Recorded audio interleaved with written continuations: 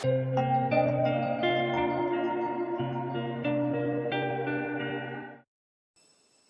and welcome to the last of my Kungsleden map follow-along videos. This covers the section of the path between Ammarnäs and Hemavan. The map I'm using is a 1 to 50,000 and each grid square is a kilometre. I had a very lazy morning in Ammarnäs. I got the buffet breakfast from the Ammarnäs Garden Hotel and then stocked up with food at the supermarket. I decided to do what in hiking parlance is called a Nora day, which is where you only hike a few kilometres that day. So it's almost like a rest day, but you keep a bit of momentum going. I hung around in town for most of the day, reading and relaxing. Later in the afternoon, I then set off. You head along this road here for a little bit and then turn off to rejoin the Kungsleden here at this car park, and then started heading uphill onto the side of the hills which form the valley that Ammarnäs is in. I'd loaded up with loads of stuff, including a litre carton of yoghurt, so I was cursing myself a little bit as I climbed up out of the valley. It's reasonably rocky here, at least to begin with. At this point here you go past a massively powerful waterfall, which is pretty epic, and then start to reach the kind of edge of the valley. Soon after that, the path levels out and you find yourself on the edge of a hill overlooking the valley below. I found a really nice little camp spot just about here where I set my tent up. It was only 5 kilometres from the town, but it did feel good to have made some progress that day. The weather forecast for this day predicted some very heavy rain in the afternoon, so I planned to wake up early, walk, and then set up camp to wait out the rain. It was a nice, easy, gentle climb up out of the rest of the valley along the sort of edge of the ridge here, and then you started to head onto some open fell here where you eventually crossed through Aigert. Aigert seemed pretty nice. It's not too far from Ammarnäs either. The route then heads up onto more of this kind of mountainous fell. This sort of point, maybe around here, I started to enter the clouds and it became very windy and rainy. Visibility dropped very low and I ended up getting quite wet. It was very rocky as well here. Luckily, as you head along through this sort of fell, you eventually come to this emergency shelter here. I stopped there for 20 minutes to sit out of the rain and have a snack.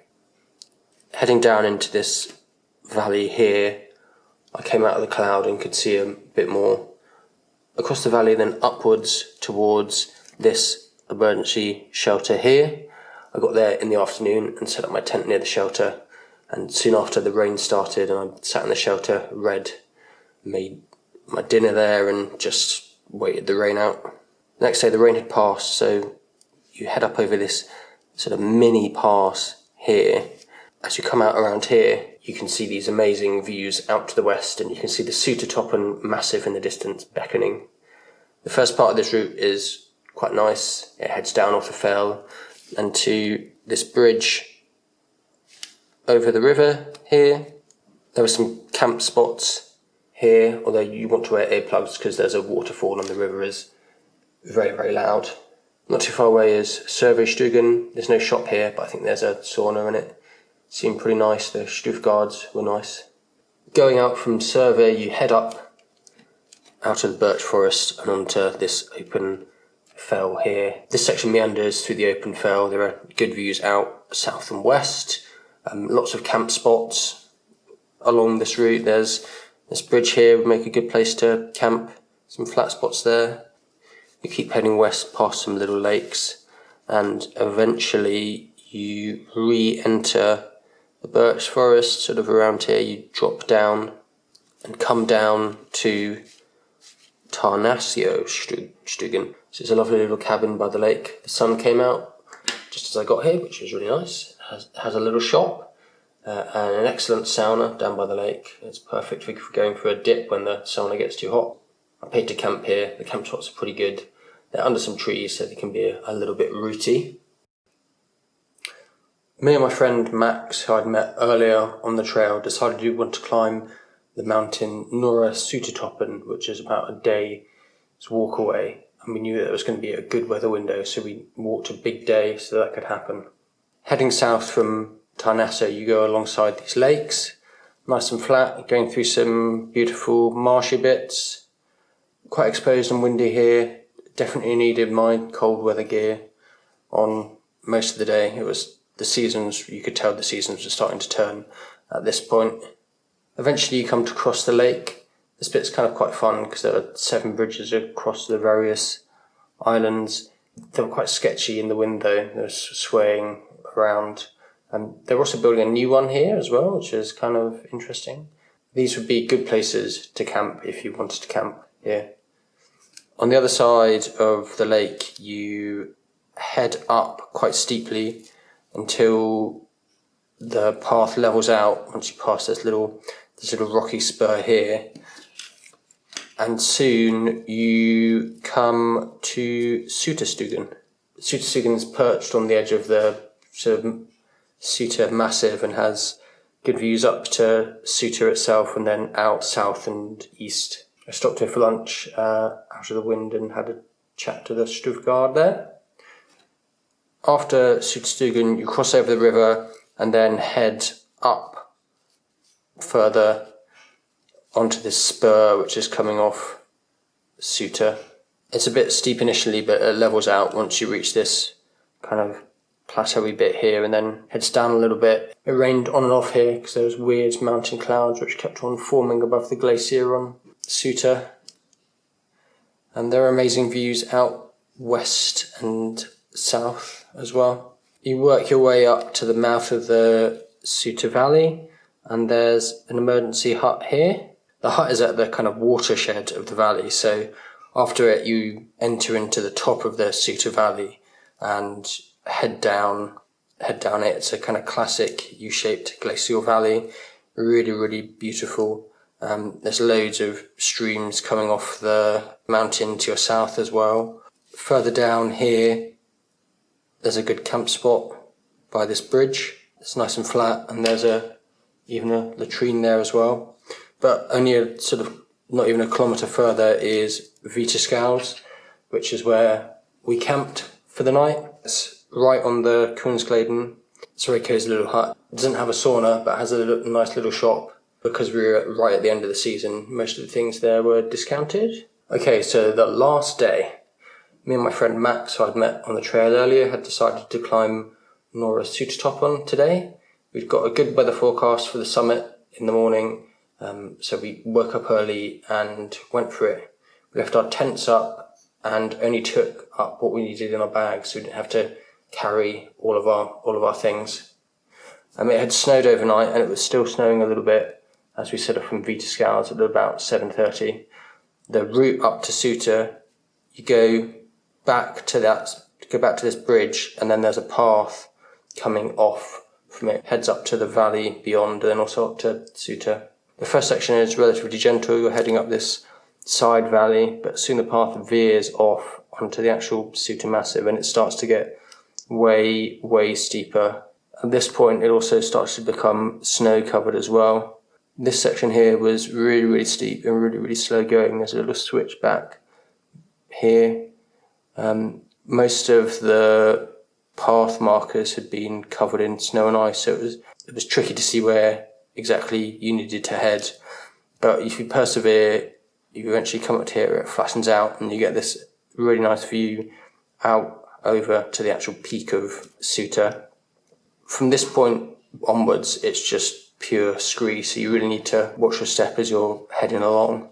There's an emergency cabin here, and then shortly after you reach the peak of Nora Sytertopenn. There are great views here, really epic. I'd highly advise going up if you can. It's about 1,000 metres ascent and 6 kilometres from Viterskals one way. It took us about 3 hours to get to the top and then 2.5 hours to get back down. We had a little mission too. The warden at Viterskals asked us to get one of the summit books which had gotten wet. There's a box by the summit cairn which has some books in plastic bags which you can sign to say that you've been there, like a little visitor book. We grabbed the wet one and then had a little snack on the summit. It was about -3 up there. And then we went all the way back down, following the route that we'd taken. At this point here, all of the snow had started to melt a little bit on this kind of section further down, which was really nice because it just made the whole thing so much easier. You could see where you're going, it wasn't slippy, but you retrace your steps, and we ended up at Viterskals again to get our things and have some lunch. We gave the summit book back to the Stufgard and then set off to finish the Kungsleden. So you keep on following the valley as it heads south. You're up on the edge of the valley above the river. You come to some bridges here which you look like you're going to cross, but actually you veer southwards at this point. These are good places to camp here if you wanted to. You then head further south onto the hills above Hemavan with some really nice views south here. And you start to come across all the ski lifts because Hemavan is mainly a ski resort, and it's quite surreal to see all the kind of ski slopes and ski lifts there. You head behind them into this little, side valley here and loop back around through some birch forest, and you start to see more houses and roads and things, and then suddenly you're on a little gravel path and you come to the southern terminus of the Kungsleden. It was this amazing sunny day when we'd finished, and it really felt like we'd done something quite epic. The start is on a hill above the main town at the Naturum Centre, which is like a nature museum. It's also a completely crazy looking building. It takes a little while to head down into the actual town. It's quite a large town, so there are a fair few places to stay. There's the fuel station, which is just a little bit further down from the Naturum Centre, and it's supposed to be pretty good. It was fully booked when I got there, so I couldn't camp there. Further down on the main road, there is the fuel centre, which is a bit more basic, but was also kind of fine. There's a big ICA supermarket in Hemavan, which you can go and get everything you've ever wanted to, food-wise. Definitely useful if you're starting from Hemavan and heading north. There's transport out of the town too. There's a tiny little airport which has a daily flight to Stockholm, and there's also a bus which goes to Umeå and then connects to the night train going to Stockholm. So that's what walking the Kungsleden was like for me. It's a great trail and I had a fantastic time.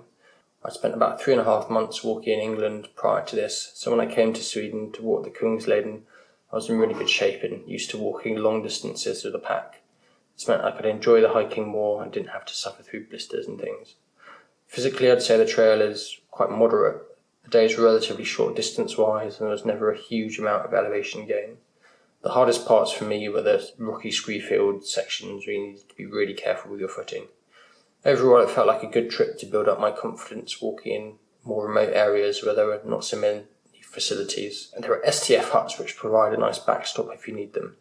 Enough walkers that you're never alone for too long if you don't want to be. The people I encountered, both those living there and walking the trail, were friendly and kind.